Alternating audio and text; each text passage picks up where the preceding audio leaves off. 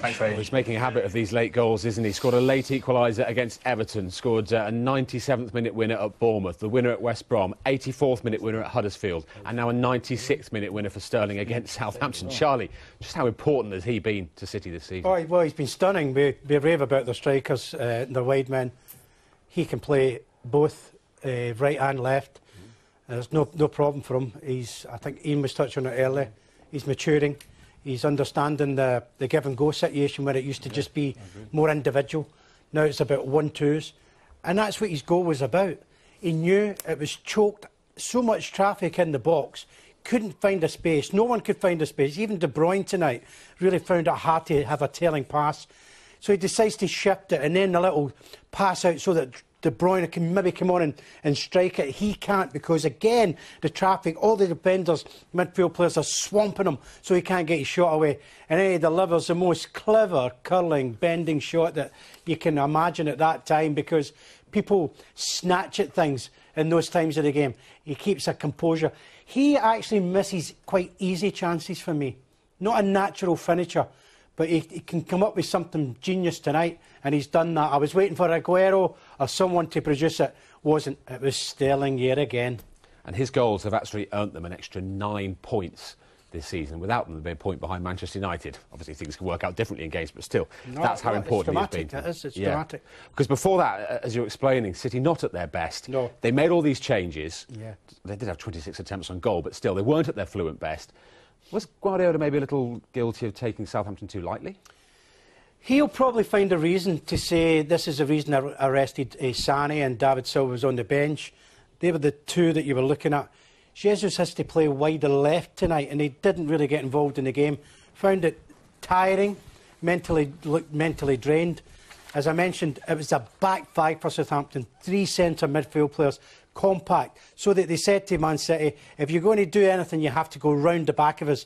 Walker couldn't get high up the pitch, and Delph didn't get high up the pitch. I think it was probably a night for somebody like Sane to run in behind with a give and goes like Sterling does on the right-hand side. He decided not. He's got away with it. He's got away with it tonight, but he'll walk away saying, geniuses do, great managers do, that's what we do. We get away with certain situations, and he'll think, well, I've rested a few others.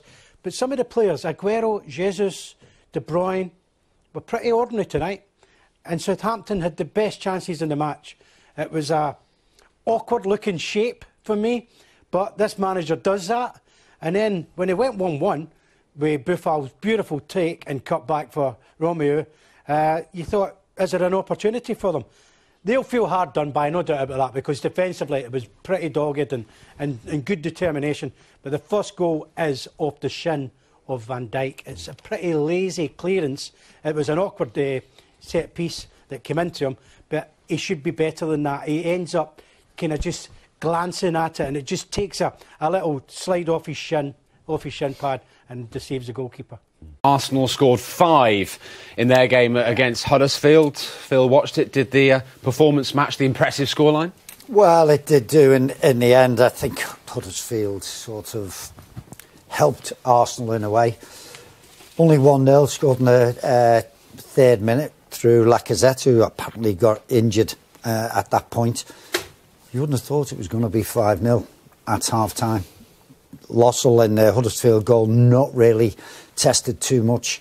Huddersfield didn't do as much themselves, but maybe just after half-time, Huddersfield felt as though, well, we can get something out of this.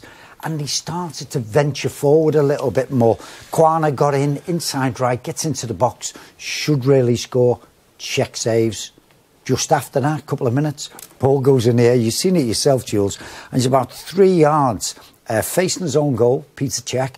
And as he goes, he pats the ball like that. How he didn't pat it into his own goal was astonishing. Hit the crossbar and went over. But I think Huddersfield thought we're in with a chance, and that's it. Arsenal clicked into gear. And between the 68th and the 72nd minute, 3 goals. And just blew Huddersfield away. And Ozil was at the hub of all this. They're saying they want him to stay and the hope, he's going nowhere in January. He gave an absolute scintillating performance. He was fantastic. 2 assists, 1 goal. Giroud comes on at half-time for Lacazette. He gets super sub again. He gets 2 goals, and it all looks absolutely rosy. In between all that, there was a lot of poor passing, Jacket in particular, in that centre midfield. But in the end, they were cruising. It was fantastic. Now for the big game at the weekend, Manchester United. What are your thoughts? At the Emirates. Well, it's going to be a massive game. It's hard to call at this moment. When you see Arsenal, the way they click into gear, it's quite frightening. But you know what Joe says, like, he'll come with a plan, probably, and try and suck Arsenal in, and they've got to break them down. Sanchez was very good again today. But if they win that, they get to within 1 point of Manchester United. And if they win that, it would be 13 successive home Premier League wins. Now, it's all very easy having a go at Arsenal and picking holes in them when they're not playing well, but do we need to start sitting up and taking notice of them? Well, this is Arsenal. You'd expect all this, but you always know there's always something there with Arsenal, whereas they can go sort of 5 or 6 games and not get a positive result, be draws in there, defeats in there. That is the way they are at the moment. Going back sort of 5 or 6 years, you wouldn't have got that. These would be consistent, and they're like that, but they're always going to be hard to beat, especially when they're like this. It was a shame, the third minute when the first goal went in, half the stadium was empty. There was nobody in there, and there was a lot of people missing tonight. I know it's Christmas time, but this, when they're on form in that second half, are easy to watch. A 5-0 win for Arsenal leaves them 4th in the table.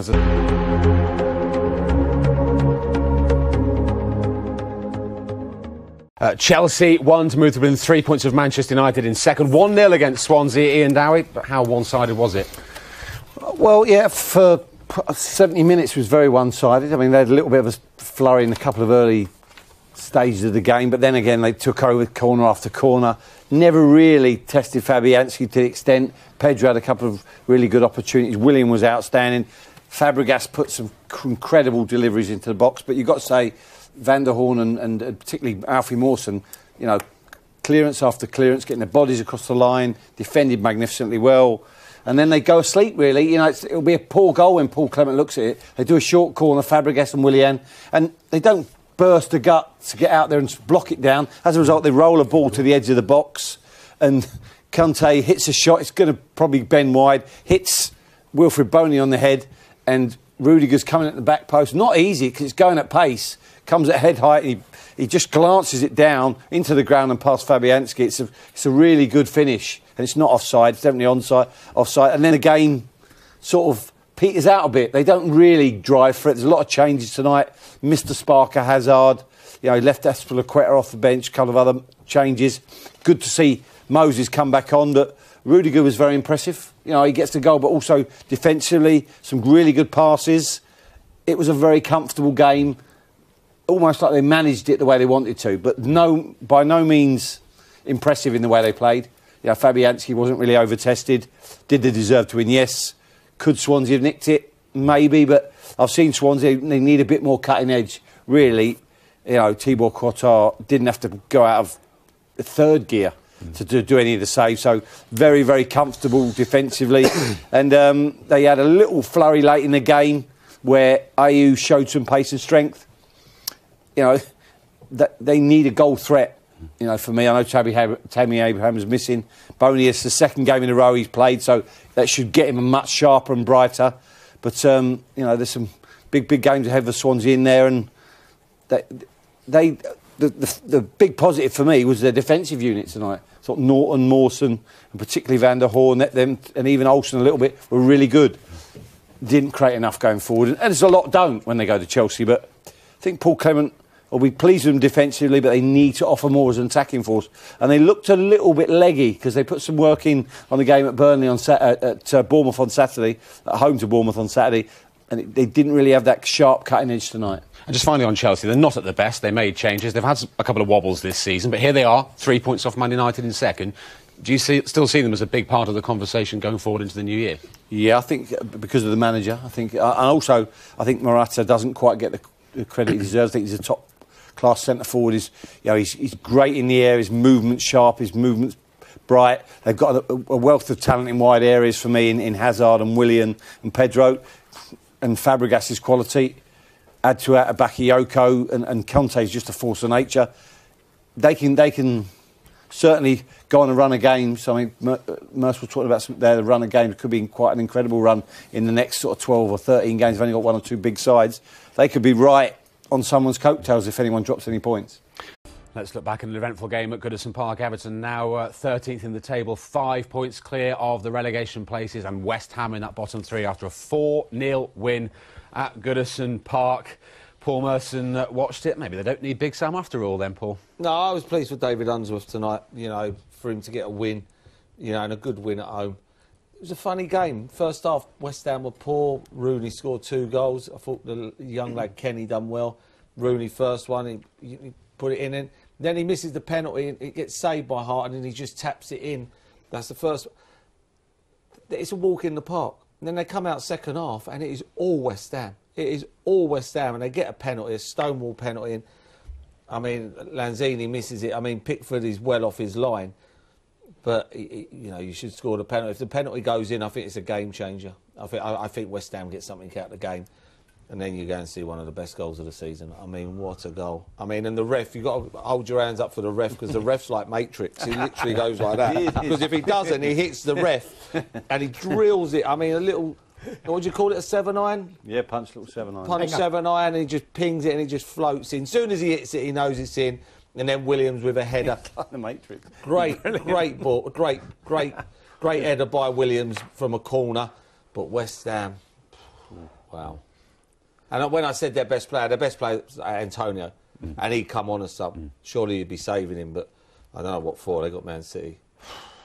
And I mean, for David Moyes to return to Goodison Park, particularly in the first half, 1 attempt, 7 in the second half. They improved in the second half. Second he half, must be dejected. Second half, they were really good. But you know, we see it every Saturday. It's the easiest thing to do in the world is play at 2-0 down. You've got nothing to lose. The shackles are off. Go out and just, you know, and go and do it. And to be fair, they did come back into the game and Everton couldn't get out. And if he does score the penalty, it definitely does. But the atmosphere weren't great. Even at 4-0, you know, you'd think the place, you know, I played there enough times, the place was rocking and I just think people were sitting there thinking, week early. You know, not for me, I like Sam. I think Sam's a good manager and Sam will definitely get them out of trouble 100%. But when you're reading what the Everton fans are saying, I think they're sitting there thinking it could have waited a week. Huddersfield at home Saturday, win that top half. That's all well in hindsight, but they were pretty at rock bottom. Yeah, I know, but, you know, there weren't 15 clubs after Sam Allardyce yesterday morning, was there? Do you know what I mean? And that's what I think the Everton fans are looking at. But, you know, with Sam going there, you know, they're not in a relegation battle. You're looking at them now to fly up the table. And if you're an Everton fan, go on and probably win the FA Cup or at least get a run in it and not go out like they did last year. You're confident on their behalf. For West Ham, I mean, what's the thoughts on them for the rest of the season? Oh, they've got to go to the Etihad on Sunday live on Sky. and then it's Chelsea and Arsenal back-to-back at home. And then Chelsea, Arsenal back-to-back. Right, yeah. Wow. I know, right. Wow. They're going to be still in the bottom three, and they could be, you know, then I think you're looking, if you're West Ham, you're looking at results around you. You're coming in at full time and you're going, how's Stoke get on? How's West Brom get on? And I think, seriously, the next 3 games, if they took a point out of them next 3 games, they've had a result.